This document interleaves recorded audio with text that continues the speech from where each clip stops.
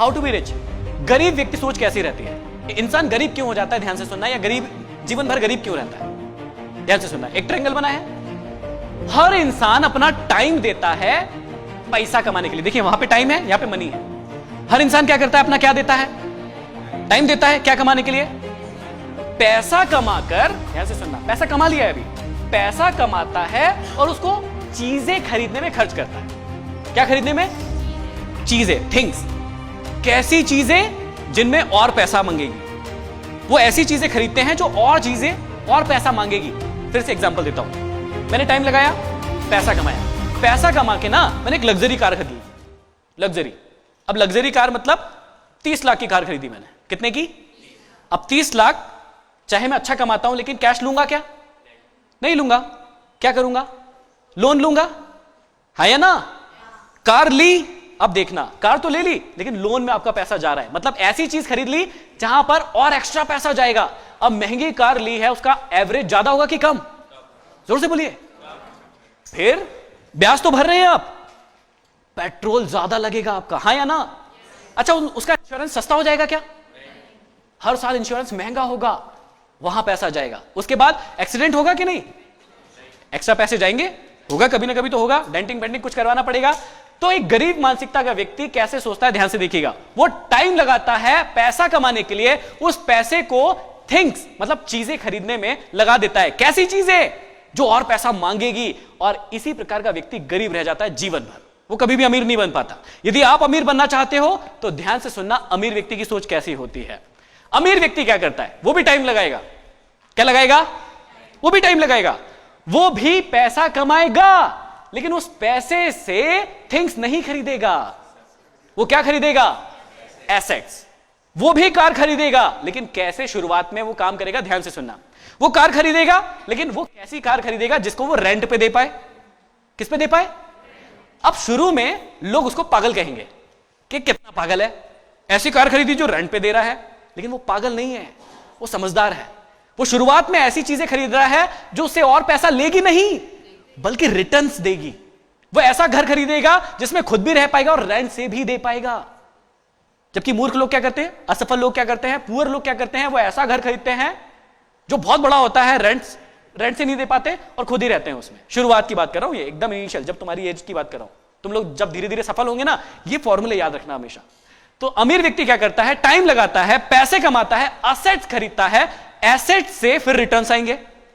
Asset से क्या आएंगे, जैसे अच्छा घर खरीदा जिसको रेंट से दिया, उससे पैसा आएगा, तो वो भी अपने शौक पूरे करेंगे, लेकिन एसेट से जो रिटर्न आ रहा है वहां से। ये होता है एक्चुअल में अमीर बनने का असली फॉर्मूला। बात समझ में आ रही है। दुनिया में 3 प्रकार के लोग ही अमीर बन सकते हैं। पहला, या तो आपके बाप दादा के पास बहुत संपत्ति हो, पुराना पैसा हो, आप उसको इन्वेस्ट कीजिए, आप बहुत अमीर होंगे। पहला तरीका, आप में से किसी के पास हो तो वो अमीर बन सकता है बहुत आसानी से।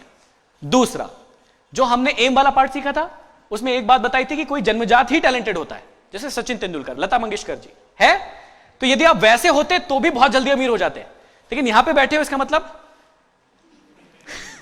दोनों नहीं हो, ना तो आप जन्मजात बहुत अमीर हो, रईस खानदान से हो, दूसरा भी नहीं है कि आप में कुछ बचपन से ऐसा टैलेंट था कि आप तो सचिन तेंदुलकर या कोई बड़ा ऐसे बन गए हो, नहीं है।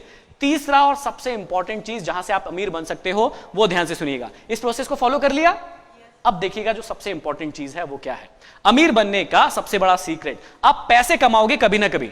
यदि आप बहुत यंग हो तो थोड़े समय में आप पैसा कमाने लगोगे, कहीं ना कहीं से पैसा कमाने लगोगे। और मैंने एक तरीका बता दिया, यूट्यूब, फेसबुक, इंस्टाग्राम जो चलाते हो वहीं से कमाओ, शुरुआत वहीं से कर दो। बाकी जो सपना है वो तो पूरा करो ही, लेकिन अपने धंधे को ऑनलाइन ले आओ, अपने काम को, अपने टैलेंट को ऑनलाइन लेके आ जाओ, वहां से भी कमाओ।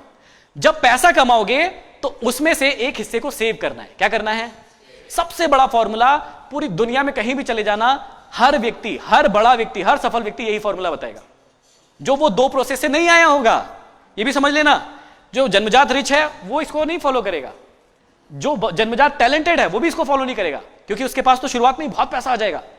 विराट कोहली के पास कम उम्र में ही कम पैसा आया कि बहुत पैसा आया, बहुत पैसा था उसके पास। उसको ये फॉर्मूला अपनाने की जरूरत नहीं है, ये फॉर्मूला आप लोगों को अपनाने की जरूरत है। पैसा जब भी आप कमाएंगे तो उसका एक हिस्सा सेव करना है। कितना सेव करना है, ध्यान से सुनना। अपनी जो भी कमाई होगी उसका 10 to 20% हर महीने सेव करना है।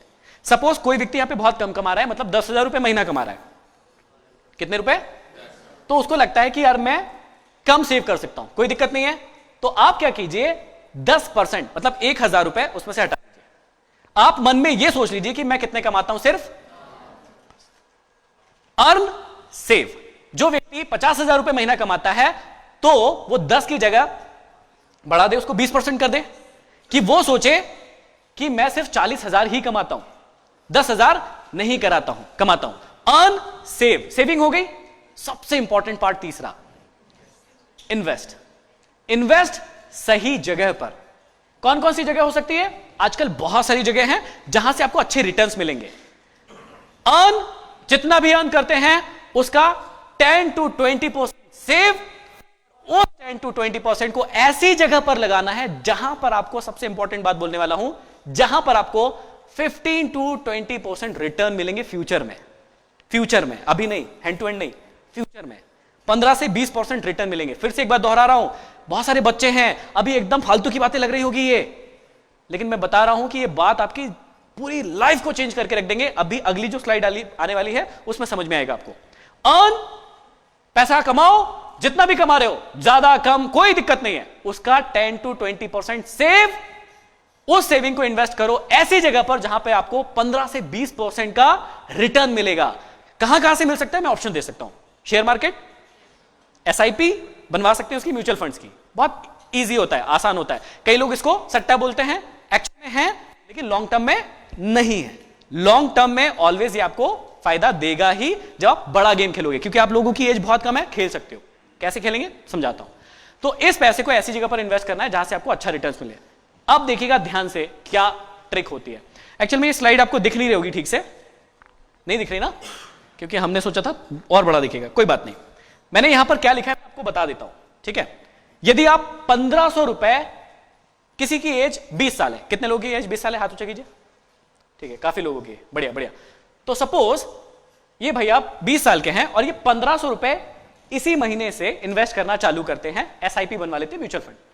समझ में आ गया? म्यूचुअल फंड मतलब शेयर मार्केट। घर पे जाके स्टडी कर लीजिएगा क्या चीज होती है। ये एक तरीका बता रहा हूं, और भी तरीके हो सकते हैं। आप संपत्ति खरीद, मतलब एसेट्स के नाम पे और भी चीजें खरीद सकते हैं, प्लॉट हो सकता है, गोल्ड हो सकता है, शेयर मार्केट में इन्वेस्ट कर सकते हैं, कहीं भी कर सकते हैं। मान लीजिए 1500 रुपए आपने हर महीने लगाना चालू किया, ठीक है। यदि आपने उस पैसे को लगाया सिर्फ 10 साल, कितने साल? 10 साल लगाया, तो आपके 1,08,000 रुपए जाएंगे 10 साल में। कितने जाएंगे? 1,08,000 रुपए जाएंगे। लेकिन 10 साल के बाद आपको मिलेंगे 4,18,000 रुपए। कितने रुपए मिलेंगे? 4,18,000 रुपए मिलेंगे आपको, जो भी आपने इन्वेस्ट किया है। अब इसको पूरा बढ़ा देते हैं। अभी ये 30 साल के हो गए, लेकिन इन्होंने सोचा कि 30 साल में मेरे को इतने पैसे की जरूरत नहीं है, मैं 1500 रुपए कंटिन्यू रखता हूं। इन्होंने 10 साल और इन्वेस्ट किया उसको, सेम हर महीने 1500 रुपए। 10 साल में इनके जाएंगे, सॉरी 20 साल में इनके जाएंगे 3,60,000 रुपए। कितने जाएंगे? इनकी जेब से जाएंगे 3,60,000। कितने साल में? 20 साल में 3,60,000 कोई बड़ी बात नहीं है। लेकिन इनको उस टाइम मिलेंगे 27 लाख, कितना लिखा है? 22,74,000 रुपए। गया कितना जेब से? 3,60,000 गया, लेकिन मिला कितना? 22,74,000 रुपए। लेकिन जादू देखिएगा, इन्होंने जब 40 साल के हो गए तो इन्होंने कहा नहीं, मेरे को पैसे की जरूरत नहीं, 1500 रुपए मेरे लिए क्या लगता है, मैं नहीं निकाल रहा। इन्होंने कहा कि मैं और 10 साल इन्वेस्ट करता हूं, मेरे को नहीं निकालना पैसा। तो ये हो गए 50 साल के। 50 साल में इनका पैसा लगा 5,40,000 रुपए मात्र। 30 साल में कितना पैसा लगा?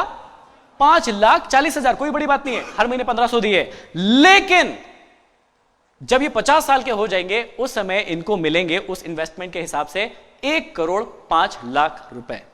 ये 5,000 है, सॉरी, 1,05,000 रुपए। कितना इन्वेस्टमेंट हुआ? मात्र 5,40,000 का। लेकिन उस समय इनको कितना मिलेगा? 1,04,000, 4 से 5,000। और ये तब माना है जब आपको रिटर्न मिलेगा 15% का, क्योंकि इतनी लंबी है तो हो सकता है 18% भी मिल जाए, 20% भी मिल जाए, और वो आपके लिए बहुत प्रॉफिटेबल होगा। ये ही एकमात्र ऐसा तरीका है जिससे आप अपने रिटायरमेंट को अभी से प्लान कर सकते हैं।